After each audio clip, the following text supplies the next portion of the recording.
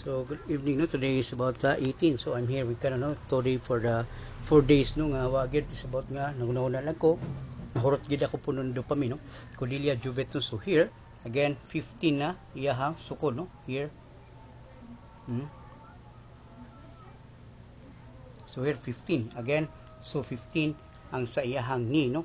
Again sa iyahang ni 15. Last time is 15.4 no. 15.4 hubag kanisa. So now this is about the partial tear no on the medial ECL. So here again today is about the ikapila na natong weeks no.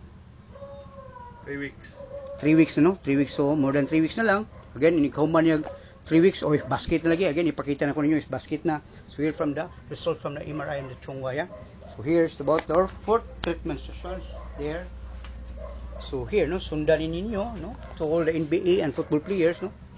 4 treatment sessions today is about gisukod na to, then 15 again today is about Thursday. Thank you.